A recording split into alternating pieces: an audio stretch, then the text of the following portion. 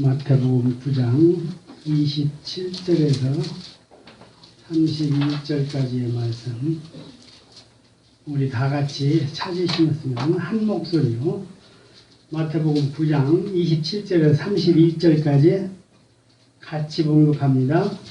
예수께서 거기에서 떠나가실 때 두 맹인이 따라오며 소리질러 이르되 다윗의 자손이여 우리를 불쌍히 여기소서 하더니 예수께서 집에 들어가시매 맹인들이 그에게 나아오거늘 예수께서 이르시되 내가 능히 이 일 할 줄을 믿느냐 대답하되 주여 그러하오이다 하니 이에 예수께서 그들의 눈을 만지시며 이르시되 너의 믿음대로 되리라 하시니 그 눈들이 밝아진지라. 예수께서 엄히 경고하시되 삼가 아무에게도 알리지 말라 하셨으나 그들이 나가서 예수의 소문을 그 온 땅에 퍼뜨리니라. 아멘. 오늘 제목이 주보에 뭐라고 나왔습니까? 아는 거, 보는 거, 말하는 거.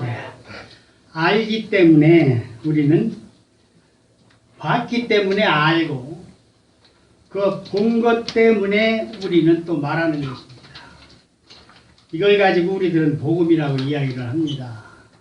그래서 그럼 믿음의 실체가 과연 무엇이냐 라고 우리가 서로가 상대에게 질문을 한다면 믿음의 실체라고 하는 것은 성령입니다. 예수 그리스도가 믿음의 실체입니다. 근데 그분이 우리 눈에 보였을 때에 우리는 알게 되고 알기 때문에 이분이 하나님의 아들 메시아 그리스도입니다 라고 말을 하는 것입니다. 이것을 복음 증거하는 것이다 라고 우리들은 이야기를 합니다. 보는 것은 예수를 본 것이고 아는 것은 구원자를 알게 된 것입니다. 그래서 우리가 전하는 것은 복음이다라고 이야기를 합니다. 우리 일반 모든 교회에서 복음 전하고 십자가의 도를 전한다라는 것이 여기에 항상 머무르고 맙니다. 그렇다라고 본다면은 이것이 복음이고 이것이 십자가의 증인이 되는 증거물이라고 한다면은 우리는 더 이상 예수님이 십자가에 죽을 일이 없고 죽으셨다 할지라도 다시 이 땅에 오실 목적이 없어요. 필요가 없어요. 그래서 이것은 예수를 아는 것, 구원자를 우리가 아는 것, 그래서 증거하는 것, 이것이 복음이다라고 하는 것은 가짜라는 것입니다.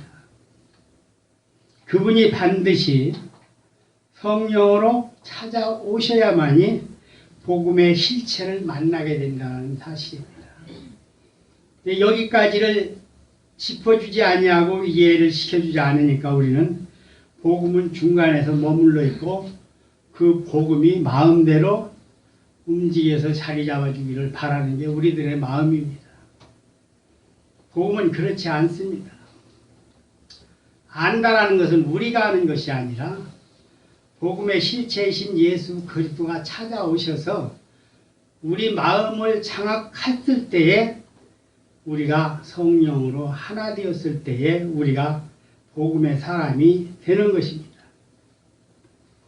오늘 여기에서는 아이러니하게도 본문의 말씀을 보면은 예수께서 거기에서 떠나가실 때 두 맹인이 따라오며 소리질러 이르되 다윗의 자손이여 우리를 불쌍히 여기소서 하더니 예수께서 집에 들어가시며 맹인들이 그에게 나아오거늘 예수께서 이르시되 내가 능히 이 일 할 줄을 믿느냐 대답하되 그러하오이다 하니 이에 예수께서 그들의 눈을 만지시며 이르시되 너의 믿음대로 되리라 하시니 그 눈들이 밝아진지라. 예수께서 엄히 경고하시되 삼가 아무에게도 알리지 말라 하셨으나 그들이 나가서 예수의 소문을 그 온 땅에 퍼뜨리니라 그래요. 사실 어떻게 보면 맹인들이 보지 못하는 이 맹인들이 예수를 따라왔다라고 하는 것은 우리 상식적인 문제를 보면은 눈 밝은 사람들이 맹인들을 데려가야 되는 거 원칙 아니에요? 그런데 여기는 지금 반대로 맹인들이 예수님을 따라갑니다. 이런 모습들을 볼 때에 맹인들이 어떻게 예수를 알았을까? 그 아는 이유에 대해서 우리도 또 궁금합니다.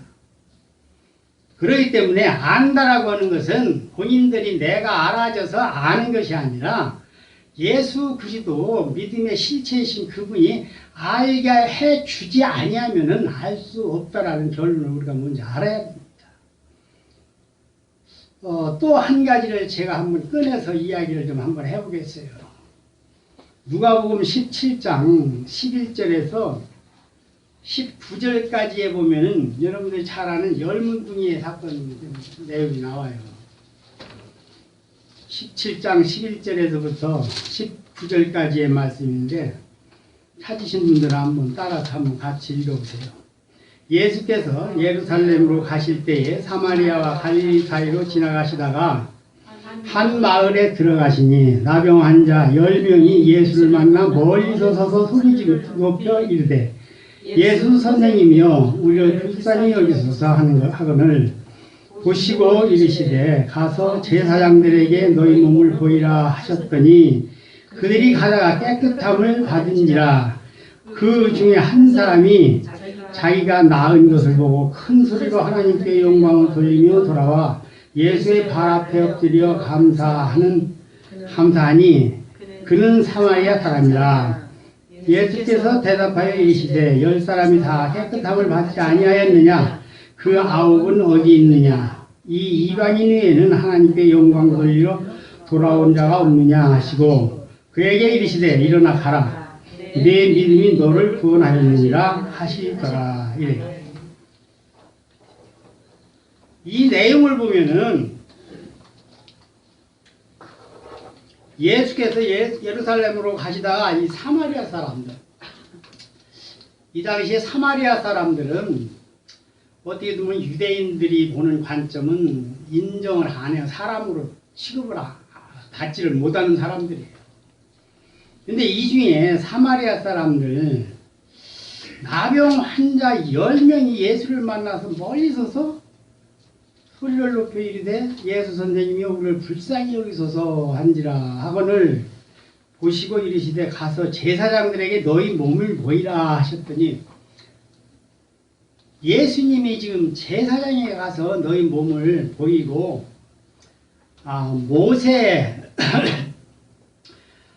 모세를 통한 한마디로 해서 네가 나았느냐 못 나았느냐 그 증거를 제사장에 가서 보이면은 확증을 줘주는 증거입니다. 그런데 10명이 다 이게 나음을 받았는데 사마리아 사람 한 사람만 지금 제사장을 찾아가라고 했는데 예수를 찾아왔어요.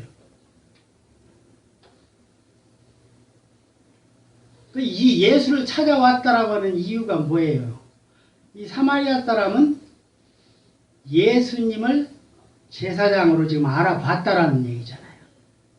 10명 중에 한 명만 지금 예수님을 제사장으로 알아봤다라는 겁니다. 그러면 예수님이 하시는 말씀은 뭐예요? 10명이 다 치료를 받았다라고 얘기하잖아요. 9은 어디 있느냐, 어디 갔느냐 이 말 이렇게 묻잖아요. 그러면 10명이 다 치료를 받았는데 너 하나만 지금 나한테 왔느냐? 그 얘기를 지금 이야기하는 거잖아요. 그러면 이 내용이 지금 우리가 쉽게 얘기할 때에 그 시대에 제사장이 무척 많지요. 제사장이. 많지만은 참된 제사장이라고 하는 것은 오직 예수 그리스도 한 사람이라고 하는 것을 성경을 통해서 우리는 알 수가 있잖아요. 세례 요한이 누구예요? 예수님보다 6개월 먼저 성령으로 태어난 사람이잖아요.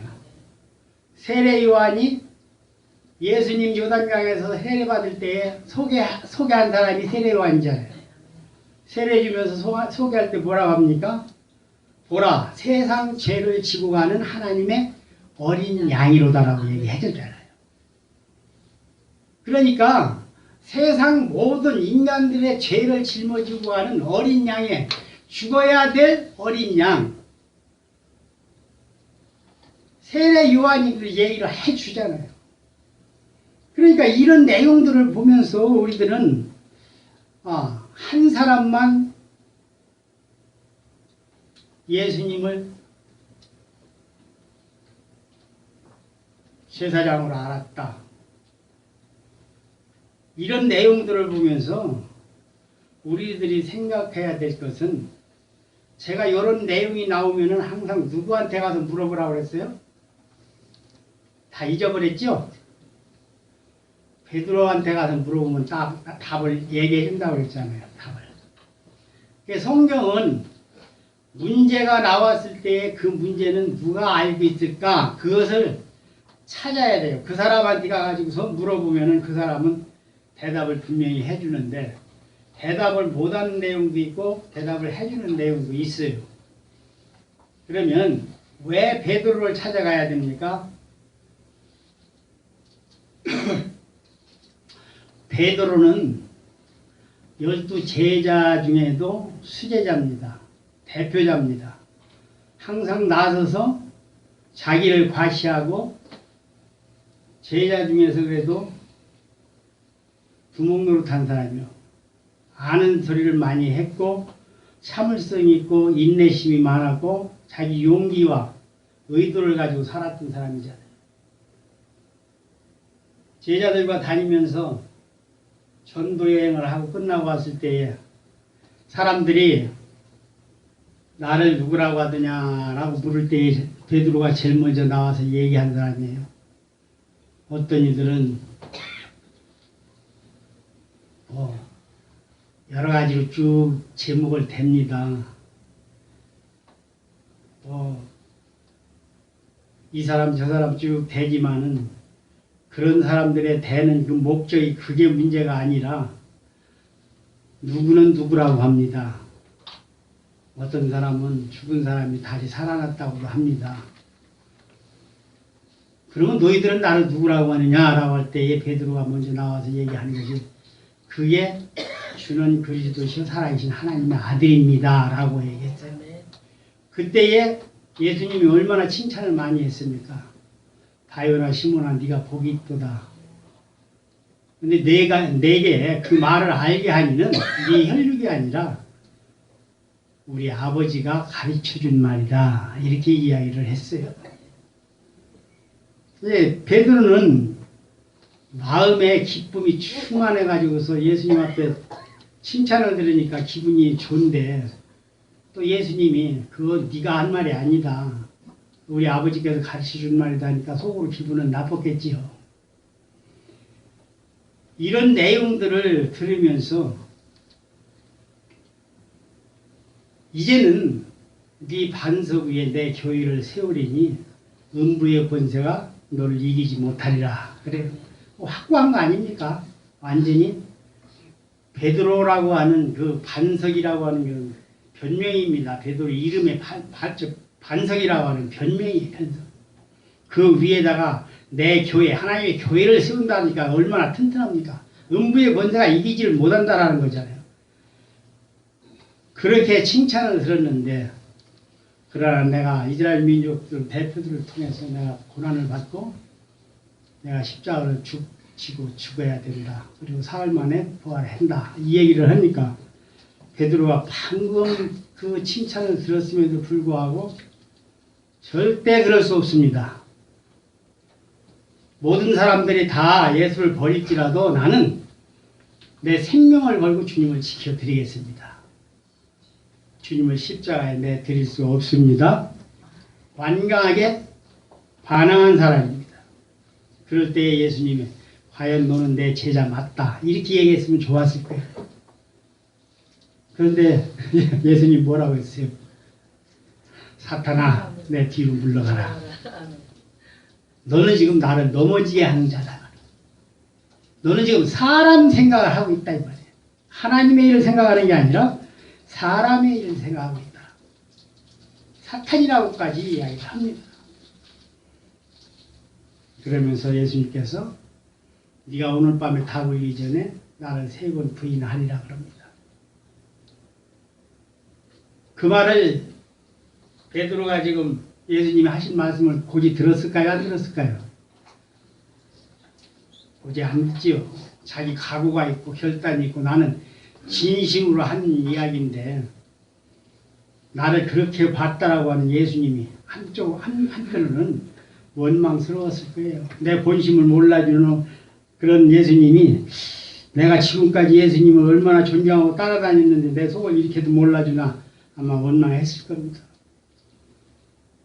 근데 그 밤에 일어난 일들이 전부 조그마한 계집아이 하나가 모닥불 앞에서 예수님이 어떤 고난을 받는가 보자 그거 구경하고 있는데 조그만 계집아이 하나가 와가지고 예수를 쳐다보면서 너도 예수와 함께 있던 같은 당이다 이렇게 얘기를 하잖아요. 그러니까 사람들이 수근수근 하면서 그래 나도 봤어 여기서 이런 소리 저런 소리가 나니까 저도 예수 같은 당이다. 그때 뭐라 합니까? 저주합니다. 나 모른다. 예수 모른다. 그러면서 저주까지 하면서 예수 모른다고 잡아뗍니다. 그때의 결론은 닭이 3번 울잖아요. 닭이 울잖아요. 3번 부인하고 나니까 닭이 울어요. 닭 우는 소리에 통곡을 하잖아요. 깨달음을 갖게 되는 거예요. 그러면 여기에서 우리들이 생각할 거 한번 생각을 해보자.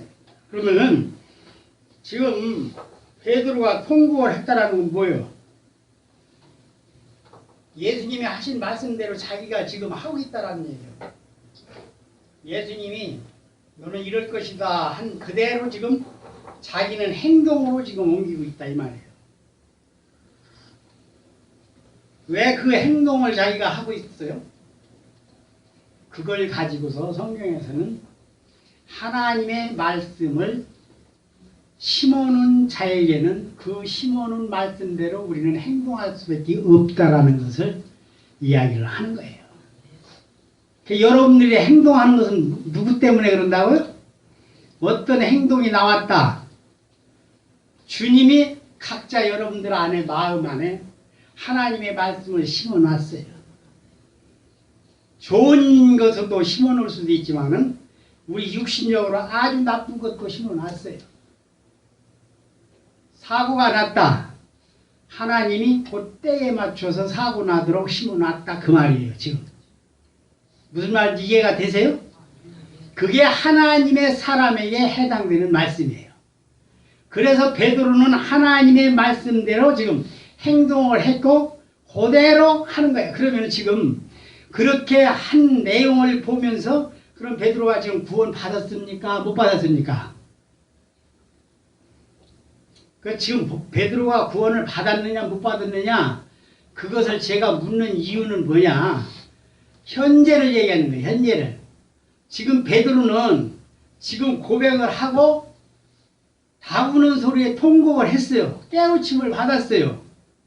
그러면 지금 그 깨달음 속에서 베드로가 지금 구원을 받았느냐 안 받았느냐 제가 지금 여러분들에게 묻는 거예요. 오늘 본문 말씀에서 제가 말씀드린 것은 아까 뭐였어요? 보는 것은 뭘 봤다고 했어요? 예수 그리스도를 봤어요. 그죠? 아는 것은 구원자이신 독생자 예수 그리스도를 아는 거예요. 그래서 이분이 하나님의 아들 그리스도 맞습니다. 이거 증거하는 게 우리들의 복음 증거하는 거라고 얘기를 했어요. 그러면 여기서 맞춰지면은 끝나버리면은 이것은 복음의 구원이 아니다라고 제가 말씀을 여러분들에게 드렸어요. 그러면은 지금 그 내용을 가지고 베드로가 지금 깨달았으니까 구원 받았으니까 묻는 내용도 똑같은 내용이다 이 말이에요. 구원이 아직 안 이루어졌다 그 얘기를 하는 거예요 지금. 근데 모든 교회는 지금 여기에서 멈추고 있다 이 말이에요. 그래서 복음을 전하면 되는 겁니다라고 가르치고 있다 이 말이에요. 그러니까 믿음의 실체라고 하는 것은 예수 그리스도, 복음의 실체는 성령밖에 없다라고 제가 아주 결론을 말씀을 드렸잖아요. 그래서 성령이 결론적으로 하나님의 어린 양 생명책에 기록된 자, 만세 전에 창세 전에 생명책에 기록된 자, 어린 양의 생명책. 이게 뭐예요? 어린 양이라는 게 뭐예요? 예수 그리스도가 모든 인류의 제물로 오셔서 그 제물로 드려진 생명책에 기록되어 있는 사람만 찾아서 성령으로 찾아오셔서 성전 삼고 하나님의 전을 만들어버린다 그 말이에요. 그 사람이 구원자다. 그것을 제가 말씀을 드리는 거예요. 그래서 구원자라고 하는 것은 성령이 반드시 찾아오셔야 된다는 것을 제가 끝까지 말씀을 거기에서 놓치지 아니하고 끝까지 짚어주는 내용입니다. 그러니까 여러분들이 그걸 아셔야만이 구원은 어떻게 해서 이루어지는 것이다 라고 하는 것까지 아셔야 그것을 구원의 체험이라는 것이 우리에게 주어질 때 이것이 구원의 목적이 이루어지는 것이구나 라고 이야기를 하는 겁니다. 이런 말씀들을 보면서 구원이라고 하는 것은 이사야서 42장 6절과 7절에 보면은 이런 예언이 있습니다. 나 여호와가 의로 너를 불렀은즉 내가 네 손을 잡아 너를 보호하며 너를 세워 백성의 언약과 이방의 빛이 되게 하리니 네가 눈먼 자들의 눈을 밝히며 갇힌 자를 감옥에서 이끌어내며 흑암에 앉은 자를 감방에서 나오게 하리라. 이게 복음이에요. 복음은 구원, 천국이고 자유함입니다. 자유함. 여러분들 자유함 하니까 내 육신의 자유함, 물론 그것도 자유함이죠. 그죠? 육신의 자유함이 있다라는 것은 그만큼 누구한테 억압받거나 그렇지 않잖아요. 나에게 자유함이 있으니까 그것도 자유함이잖아요. 근데 그 자유함은 하나님이 주시는 자유함에는 비교할 수가 없어요. 그 자유함이라고 여러분들이 아마 세상 좋은 일로도 자유함 좋다, 이거보다 더 좋은 게 어디 있느냐고 할지는 모르지만은 그 자유함과 하나님이 주시는 그 자유함은 엄청 차이가 많이 나지요. 마태복음 4장 17절에서 이 말씀을 인용하면서 이때부터 예수께서 비로소 전파하여 이르시되 회개하라 천국이 가까이 왔느니라 하시더라 이렇게 말씀을 합니다. 예수님이 오심이 이방의 빛으로 오시리라는 말씀에 성취라고 밝히고 있어요. 그 천국의 모습은 눈먼 자들의 눈을 밝히며 갇힌 자들의 자유하게 하는 것으로 드러난다라고 말씀을 합니다. 즉 예수님의 이 말씀은 메시아가 이 땅에 와서 하시는 일이 바로 이런 일이고 이것이 메시아임을 증명해 준다는 것을 뜻하는 것입니다. 이사야 선지자가 메시아 시대에 일어날 일에 대해서 이미 예언을 다 해놨습니다. 이런 점에서 예수님께서 맹인들과 말 못하는 자들을 고치신 것은 하나님 나라가 이미 임해서 말씀이 성취됐다는 것을 보여주신 거예요. 이사야서 35장 5, 6절에 보면은 그때 맹인의 눈이 밝을 것이며 못 듣는 사람의 귀가 열릴 것이며 그때에 저는 자는 사슴같이 뛸 것이며 말 못하는 자의 혀는 노래하리니 이는 광야에서 물이 솟겠고 사막에서 시내가 흐를 것이니라. 이 천국의 모습을 맹인의 눈이 밝아지는 것이고 또 못 듣는 사람의 귀가 열리는 것이라면 죄 아래에 있는 인간은 하나님께서 행하시는 일에 대하여 듣지도 못하고 보지도 못하며 관심조차도 없는 맹인들과 같은 존재이고 말을 하지 못하는 것은 하나님께서 주신 언약의 말씀, 즉 진리를 말할 수도 없는 상태라는 것입니다. 사실 이 진리라고 하는 것은 우리가 육신적인 삶으로서 이 진리를 말한다라는 것은 있을 수가 없어요. 왜냐하면 진리라고 하는 것은 예수님 자신 자체예요. 그렇기 때문에 인간이 예수님을 가지고 진리가 이렇다 저렇다 평가할 수 있는 내용은 없다는 말입니다. 그러니까 우리들이 이야기하는 것과 하나님이 진리를 말씀하시는 것과는 이 세상과 저 세상, 하나님의 공간, 우리들이 이야기하는 하루가 천년 같고 천년이 하루 같다라고 하는 이 말씀 우리는 이해를 못하잖아요. 그렇잖아요. 천년이 하루 같고 하루가 천년 같다라는 것은 하나님의 공간, 이 세월이 막혀서 그 공간 안에 들어가 있는 사람은 천년이 하루 같고 하루가 천년 같다라는 거예요. 잠깐 보이다가 없어지는 안개 같은 이 세상에서 우리가 평가하는 그런 내용하고는 다르다는 말씀이에요. 근데 우리가 그것을 이해할 수가 없는 것이죠. 근데 현실이라는 게 무엇입니까? 현실이라는 것은 우리들이 보고 있는 거잖아요. 현실을 우리가 보고 있으면 그것이 현실이 우리 앞에서 변화가 되지요. 제가 암 환자예요. 그죠? 그러면 암 환자는 이것은 누가 뭐 하나님이 너 암 환자니까 며칠 날 죽어 이렇게 딱 정해준 것도 아니에요. 그러면 암 환자를 누가 발견하는 거예요? 의학적으로 그 일에 종사하는 사람들은 아 이런 상황이면 몇 개월, 몇 년, 얼마 산다 이렇게 정해놓는데 그 사람들이 그 100%는 안 맞겠지만은 그래도 대강 그 분야에서는 그들이 전문가이기 때문에 알아요. 그러면 한번 예를 들어서 한 6개월 말기니까 6개월 정도 살 겁니다. 그러면은 이 현실은 지금 오늘일까 내일일까 뭐 손가락 따져가면 꼬부려가면 6개월 아직 몇 달 남았네 이렇게 따지면서 그거 바라보고 있는 사람도 물론 있겠지요. 그러나 현실이라고 하는 것은 이제 날짜가 점점 차면서 어느 날 한 사람이 한 자리에 있어야 할 사람이 없다. 이 현실이 이제 온 거잖아요. 그죠? 한 사람이 없어지면 현실이 이제 내 앞에 닥쳐서 한 사람이 같이 있던 사람이 한 사람이 없구나. 현실로 우리 앞에 다가오는 거예요. 그 현실은. 우리 앞에 다가온 현실이 우리는 진짜로 알고 있었는데 그 현실 외에 하나님의 공간 속에 있는 참된 현실이라는 곳에 우리가 도착했을 때에 가짜 세상에서 참된 현실을 만나게 될 때에 이 세상에 눈에 보이는 건 잠깐 보이다가 없어지는 안개 같은 세상은 이걸 보고 얘기했구나 라는 걸 그때 가서 알게 된다 그 말이에요. 이해가 돼요? 이해가 된다라는 거 보니까 대단하시네. 이거 대단한 사람이나 이해가 되는 거예요. 이거 아무나 다 되는 게 아니에요. 그래서 그 현실이라는 것이 우리 앞에 주어질 때에 하나님의 성령의 인도함을 받고 주어진 사람과 그렇지 않은 사람과의 관계 속에서는 보대낌이라는 게 있어요.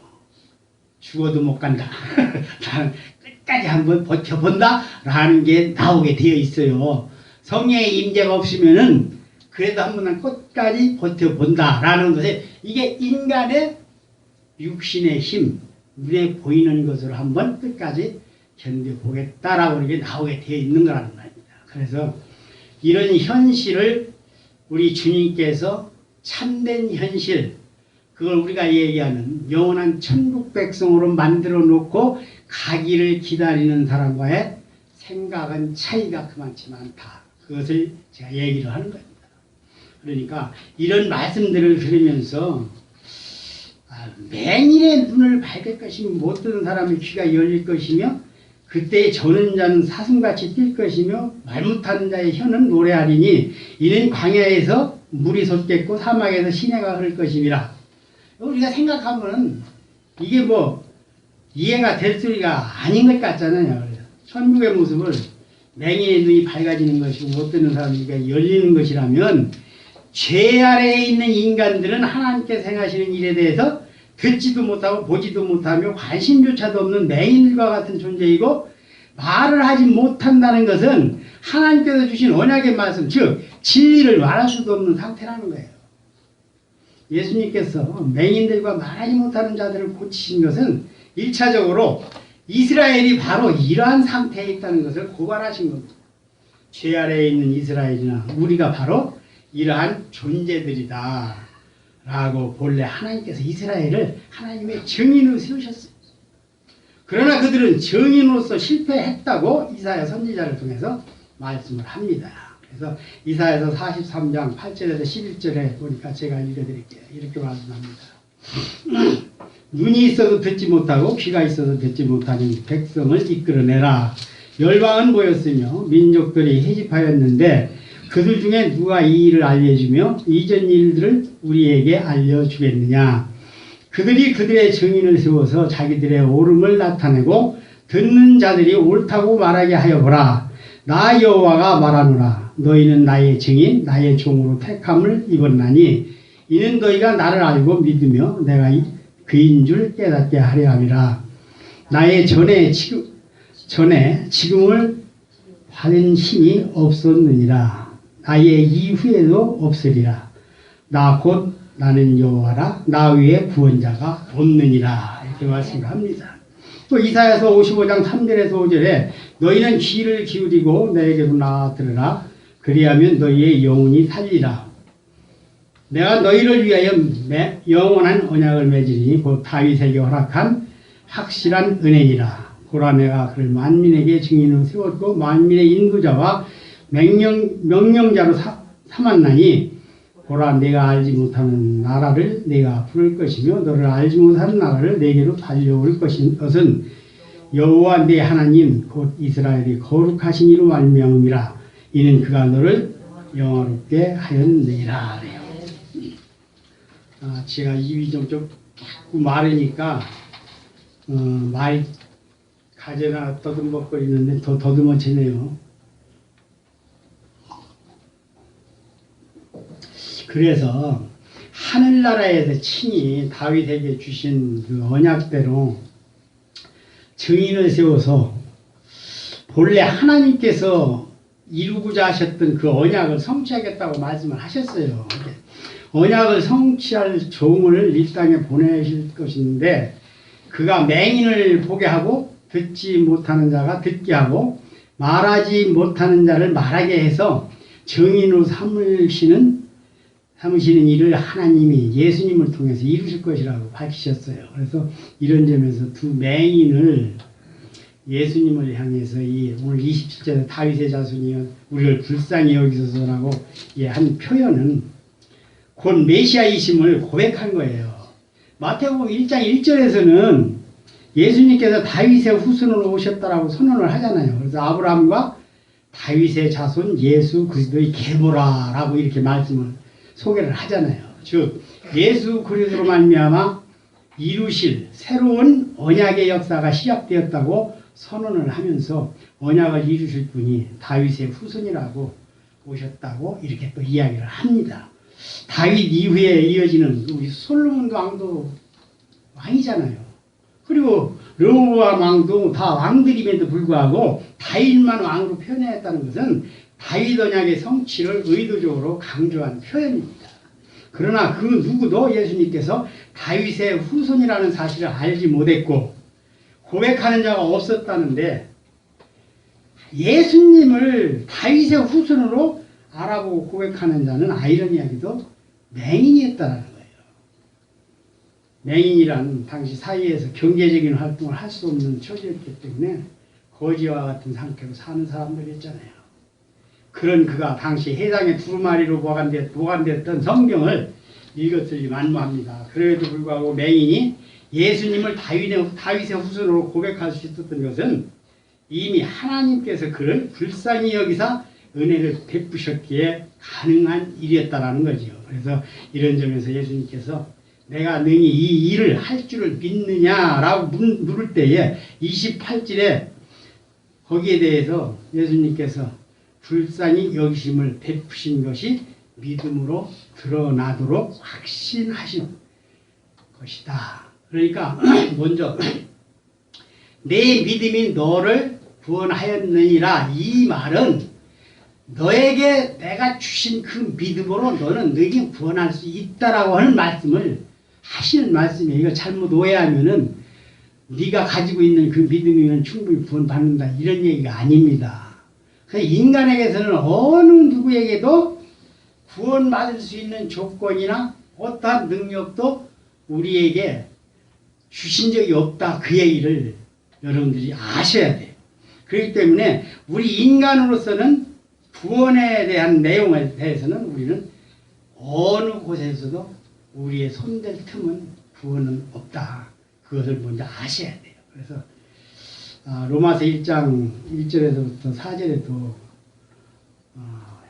이야기를 사도 바울을 통해서 이야기를 합니다. 예수 그리스도의 종 바울은 사도로 부르심을 받아 하나님의 복음을 위해 택정함을 입었나니 입었으니 이 복음은 하나님이 선지자들을 통하여 그의 아들에 관하여 성경에 미리 약속하신 것이라.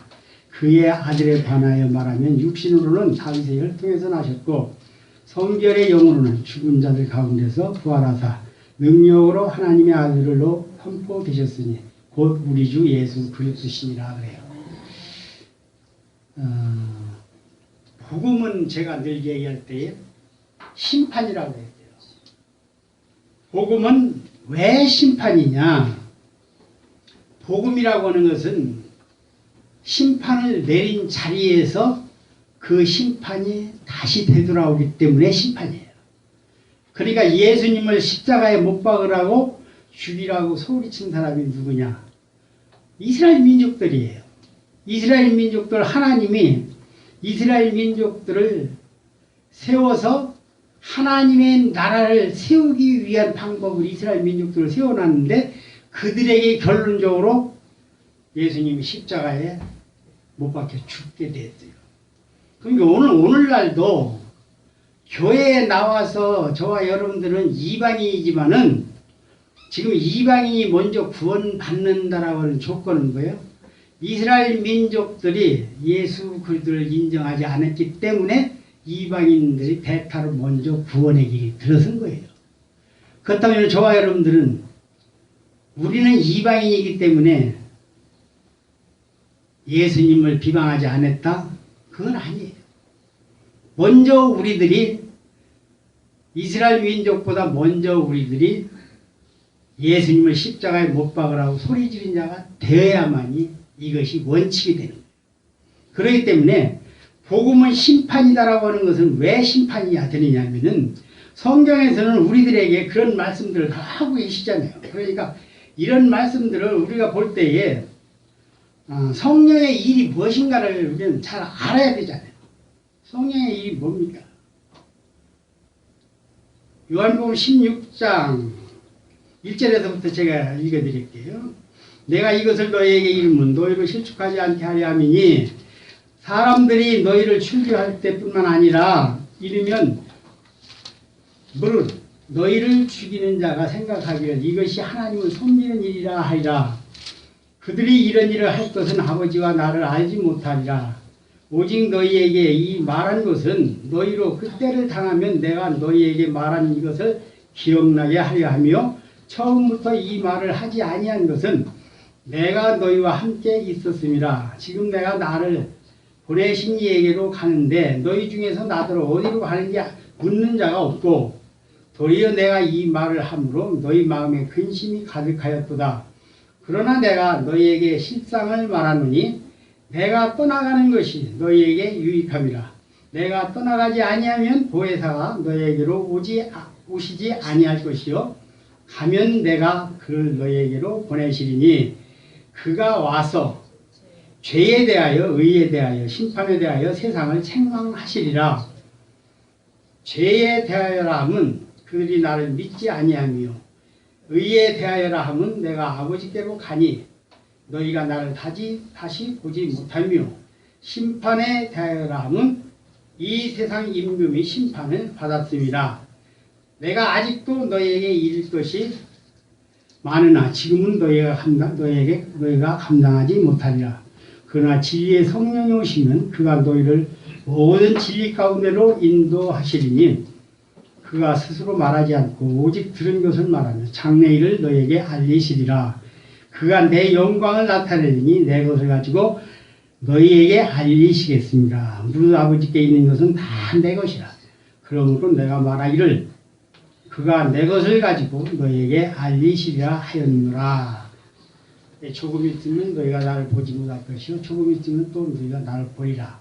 예수님이 죽고 나서 부활하면 너희가 나를 볼 것이다 라고 하면 또 이 내용이 뭐예요? 여기에 아주 자세하게 나온 내용이 오늘 8절입니다. 그가 와서 죄에 대하여 성령이 오시면 죄에 대하여 의에 대하여 심판에 대하여 세상을 책망하신다라고 해요. 죄에 대하여라 하면 뭐예요? 죄에 대하여라는 것은 죄에 대하여라 함은 그들이 나를 믿지 아니하며 제가 늘 이 말씀만 꺼내면은 여러분들에게 언성을 좀 높였지요. 죄에 대하여라 하면 너희들이 예수를 믿지 아니하며라고 했잖아요. 그런데 성령이 딱 오셔야만이 너희들이 나를 안 믿었다라고 이야기할 때 우리는 아무 소리를 못한다. 그런데 우리는 지금 같으면은 성령이 오시지 않았고 성령 받지 못한 사람은 나 예수 믿었는데요? 이렇게 나오잖아요. 우리가 다 나오는 게 모든 예수 믿는 사람들이 나 예수 믿어요. 그렇게 얘기 나오는 거예요. 이게 17절에 요한복음 17절에 나오는 그 영생에 대해서 제가 늘 말씀을 드렸잖아요. 영생은 뭐예요? 하나님을 알고 그 아들 예수를 아는 게 영생이다라고 하잖아요. 영생 구원받는 거 간단해요. 하나님 알고 예수 아는 거예요.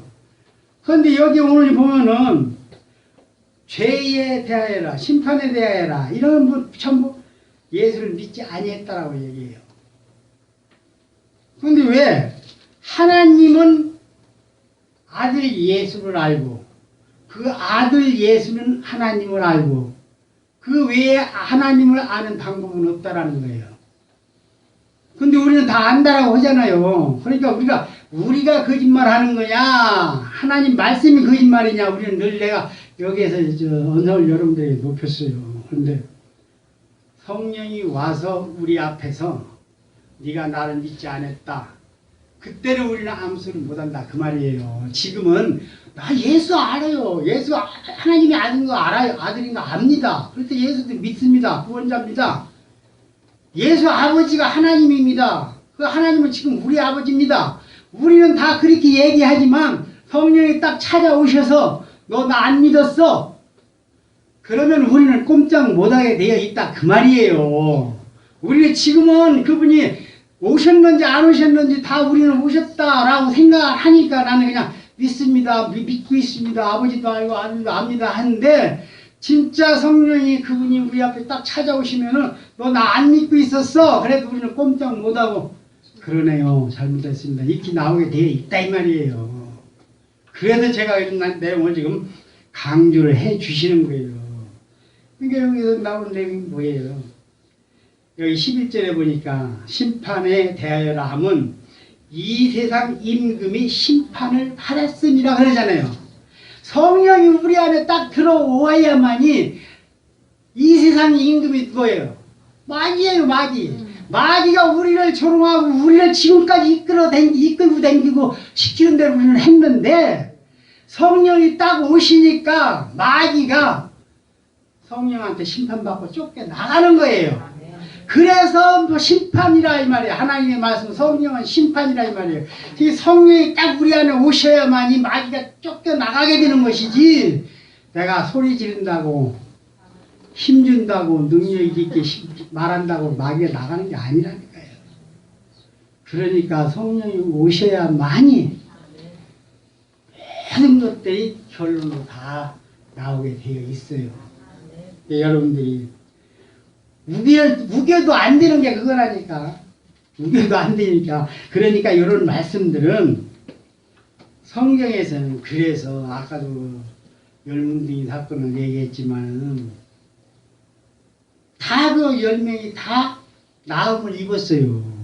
그 나음 입었다고 해가지고 고침받았다고 구원받은 게 아니라니까요. 성경은 그걸 얘기하는 거예요. 9은 어디 갔느냐? 예수님 왜 물을까요? 9명, 너까지 10명인데 10명이 다 내가 고쳐줬다. 그런데 한 명은 넌데 9명은 다 어디 갔느냐 이 말이에요. 그건 뭐예요? 치유받았다라고 구원받는 것은 아니다. 그걸 얘기하는 거예요. 지금 진짜 제사장을 알아갔느냐. 세상 죄를 짊어지고 가는 하나님의 어린 양 알아야 된다. 왜? 거기 생명책에 기록이 있기 때문에. 거기에 이름이 기록된 자만 성령으로 찾아가기 때문에 그게 중요하다. 그걸 얘기하는 거예요.